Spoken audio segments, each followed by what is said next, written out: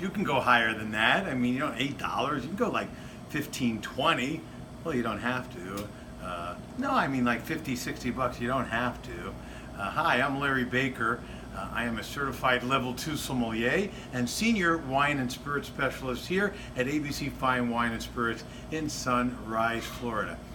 Internet, social media, blog questions. I'm reading all these Somms out here, these other retailers all over the world, and I've had it about up to here. I've had it up to here where there's just this false sense of snobbery, and as you know, this wine blog is not for snobs, and neither is the wine world, and they just believe, they just like to braggadocious kind of thing all over the Instagrams with their pictures of their $50,000 bottles of wine, or what do you think of a 91, you know, DRC, Domaine Romani Conti, 15,000, would you buy it? What about that Grange, $185,000? Oh yeah, if I had the money, I would love it. Oh, you're so lucky you tasted that. You're not so lucky, okay? To me, a lot of people, there are great wines in that under $10 that I buy all the time, and that's in every other retailer. And not going to find it too much out of California, I could tell you that much, but Washington State, as you know, I love that. But in Spain, it's just not going to be the grapes you know. So once you know that basic rule that I remind almost every guest till ad nauseum, that in America, only 75% of the grape varietal needs to be in the bottle. What's this difference of saying, give me a Cab? You give me a Chardonnay, give me a Pinot Grigio, when if it's from America, it's only usually, in most cases, a little bit over 75% or just about 75%, and the rest is all blended. Why not go by the style? And when you go by taste and say, give me a rich red, or give me a light red, or give me a crisp white, that's when you can find what I call the under 20, that $15 to $20, that sweet spot for me, that those are great wines, and you could buy thousands of bottles compared to that. What could they do to a wine that makes it $18,000? That can it be that amazing to be buying $18,000? So let's go over what we have in our direct to you area that I think are not your usual grapes that you're going to find. And they're in that definitely some of them, one of them's even in the $12 price range, so we're going to show you, and in that 10, but under 20 is the theme for today's show. Starting off with number 1. My cameraman Andrew loves this, and we all did when we tasted it. There are 3 basic white grapes in Bordeaux, the only 3 that grow in Bordeaux, France, and that is Sauvignon Blanc, Semillon, and Muscadel. The Muscadel, if it's used in a white Bordeaux, is usually in the 2 to 5%, and in, of course, Sauterne, they use a lot of it. It's usually a sweet grape. This is a dry wine, and it's 100% Muscadel. Muscadel in Chateau Lafond. I always say his name wrong, but that's okay. We're going to continue on. It's Lafond Fourcat. My French is off. Chateau Lafond Fourcat. It's 2014. It's a white Bordeaux, $10.99. Andrew, we were discussing it earlier when he tasted it, said he never tasted anything like that. It's got an interesting, there's a little grapefruit, there's a little bit of like kiwi fruit, there's almost like some more tropical fruits than you would get, but it's not a sweet wine. It's just a really dry, crisp wine for a Sauvignon Blanc drinker or a Pinot Grigio drinker. This would be in that category, and for $10.99, this is a really, really unique wine, and it's a value wine. So that's on the white side. Super Tuscans, where they're not following any law, they can put whatever grapes they want. This is the 2014 from the Petra, the Terra Moretti family, the Petra Zingari. Zingari is from the Maremma area in a town called Sufaretto. This is no oak, by the way. This wine is aged in stainless steel or concrete vats. It is 25% of 4 different grapes, Merlot, Sangiovese, Petit Verdot, Syrah, and it's all in this bottle. It's such an easy wine to drink at $11.99 bottle of wine. It's just great value. And who would you drink? Is it a Cab? Is it a Merlot? No, it's a Super Tuscan, but it's got grapes you've heard of. Sangiovese used in Tuscany. You've heard of Merlot. You've heard of Syrah, Petit Verdot. It's all blended. A Super Tuscan that is really made with quality, and you can taste the fruit for an everyday drinking wine, $11.99. This one we just reviewed, if you read the last blog that I wrote the week prior to this. I want to show that because this is amazing. You know, I gave it a great review. This is from the Juan Gil family estate out in Spain. They have different geographies in Spain. This is from, I'm going to turn the bottle around, from Montsant. If you didn't read the blog, Montsant is right near Priorat. It's in that north eastern corner of Spain. And this has 3 different grapes. Mazuelo, 40%, which is Carignane or Carignana in Spain. Has 2 different names. Some parts of Spain call it Mazuelo. Then it's got Syrah, 40%, and 20% of Garnacha, which is Grenache. And these grapes come from 3 different soils. If you didn't read the blog, I'll reiterate again that the Mazuelo comes from sandy, clay-type soils. The Syrah grows in limestone and chalky soils, and the Grenache grows from that famous black slate, just like its neighbors in Priorat, that black slate material where the old vines, about 40, 60-year-old vine in this wine, have to go deep down into the grape. This is Can Blau, B-A-L-A-U reviews. Just smells like wood smoke and a pleasant smoke. I call it the salami wine. If you can go back in the archives and read my blog from the previous week about the review of just this wine. Beautiful purple color in the wine. It's got gorgeous fruits of blueberry, of black raspberry. There's lavender in this wine. There's potpourri, incense.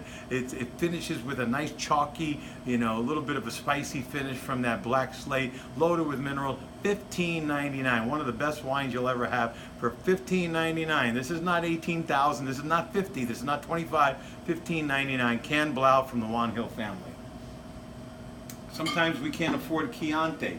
This is from Brother and Sister. It could be a little expensive. This is the 2015. This is Brother and Sister Piero and Benedetta Lanza, my first trip to Italy. I love Piero Lanza. He's the scientist of the grape Sangiovese. That's all he grows is Sangiovese, organically grown Sangiovese.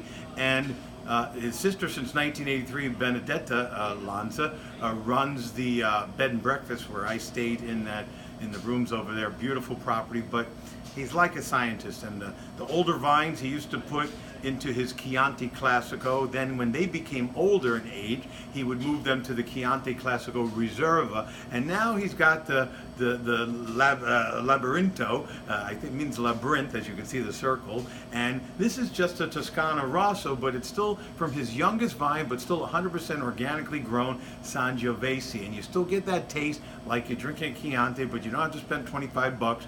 It's just a Rosso, but 100% of the same Sangiovese he puts, just younger vine, $16.99. Love this wine. Nice and soft, easy. Great wine to have with so many tomato-based sauces and things like that. Love everything Michel Chapoutier does. This is the La Scerda. This is in the Côte de Roussillon area. The village is La Scerda. This is always Grenache and Syrah, just in that southern Rhone-like area. This is from the Côte de Roussillon, one of the villages. Every single wine this guy made. This is $18.99. Even has a Côte de Roussillon that's $12.99, and the one that I reviewed, the Occultum Lapidum, the hidden stone. The wine is just loaded with rocks. Just amazing reviews. Like Robert Parker, just put Michel Chapoutier into the Wine Advocate. You'll see some scores of 97, 98, 99, 100-point wines. I've never seen this guy score under 90 anyway. This wine, big, bold, $18.99, dark and black, absolutely amazing wine to try.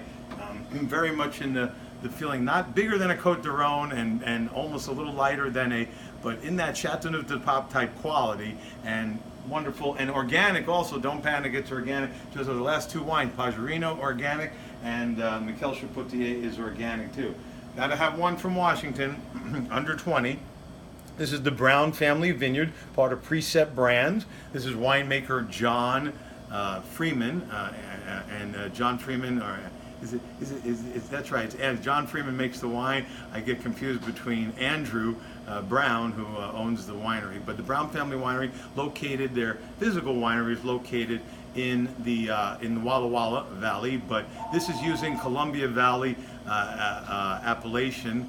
And yeah, good, we got the phone. I was hoping we got the phone so we wouldn't have to stop. But no, the Brown Family Vineyards, this is the Advocate Red Blend. 2014, we will be switching to the 15. It's a different blend. But right now, the 14s that I have, about 2 cases left, at $19.99 is the price of this bottle.